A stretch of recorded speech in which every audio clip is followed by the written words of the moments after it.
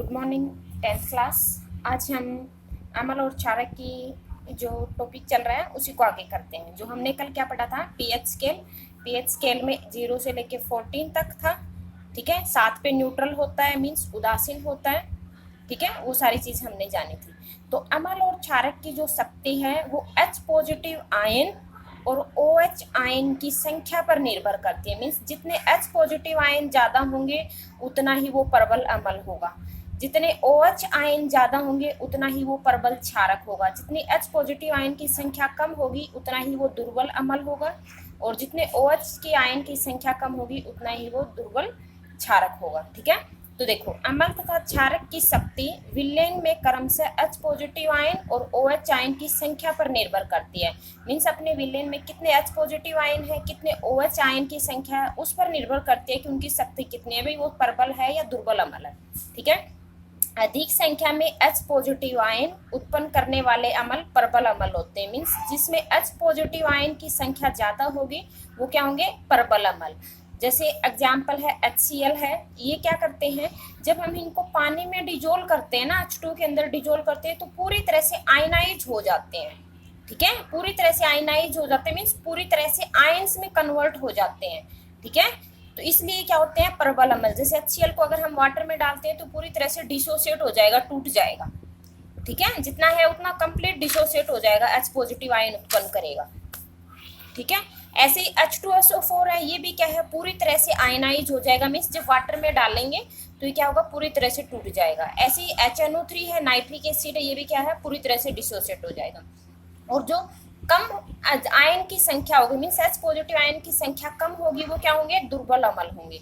कम H positive ion वाले उत्पन्न करने वाले अम्ल दुर्बल अम्ल होते हैं। जैसे एसिटिक एसिड है, जब हम इसमें पानी में डालेंगे ना तो ये पूरी तरह से डिसोसिएट नहीं होगा, पार्शियली डिसोसिएट होगा, मीन्स आधा टूटेगा, इसकी वजह से ये क्या है, दुर्बल अम्ल है। ऐसे ही सेम क्षारक के साथ भी है। ठीक है, जैसे क्षारक भी क्या होते हैं, दुर्बल क्षारक भी होते हैं और प्रबल क्षारक भी होते हैं।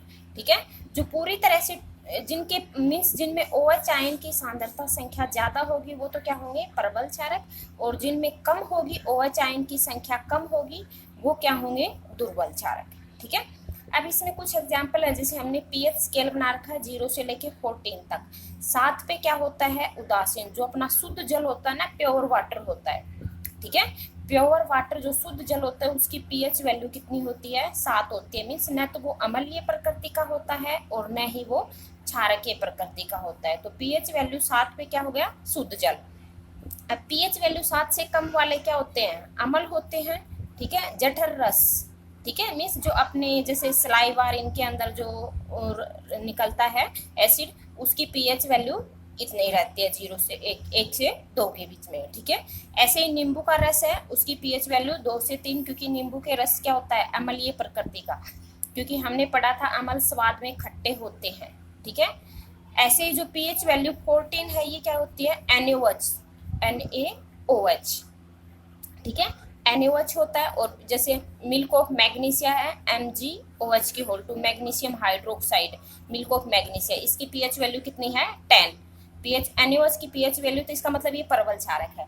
अब जो पीएच वैल्यू मीन्स हम कैसे पता करते हैं कि प्रबल अम्ल और दुर्बल अम्ल दो हो गए, ऐसे ही प्रबल क्षारक और प्रबल ये होते हैं।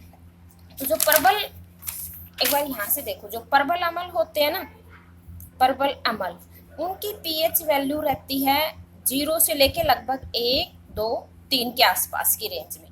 ठीक है, और जो दुर्बल होते हैं उनकी पीएच वैल्यू जैसे 5 हो गई, 6 हो गई, 7 पे तो उदासीन हो जाएंगे। ऐसे दुर्बल जो क्षारक हैं, ठीक है, दुर्बल क्षारक, उनकी पीएच वैल्यू जैसे 8 है, 9 है, 10 के आसपास रहेगी। ठीक है, और जो प्रबल क्षारक होंगे उनकी पीएच वैल्यू जैसे 12, 13, 14 इस तरह से रहेगी। ठीक है, तो इस तरह से हम इनकी पीएच वैल्यू के हिसाब से भी बता सकते हैं कि भाई ये प्रबल अम्ल है या दुर्बल अम्ल। उसके बाद में है जो अम्ल है वो पानी की अनुपस्थिति में अम्लीय व्यवहार नहीं करता है। मीन्स जो अम्ल होते हैं वो पानी की उपस्थिति में अम्लीय व्यवहार नहीं करते हैं। क्यों, कि जैसे मान लो कोई भी जो अम्ल है वो एसिडिक नेचर किस कारण से शो करता है, उसमें पॉजिटिव H पॉजिटिव आयन की वजह से।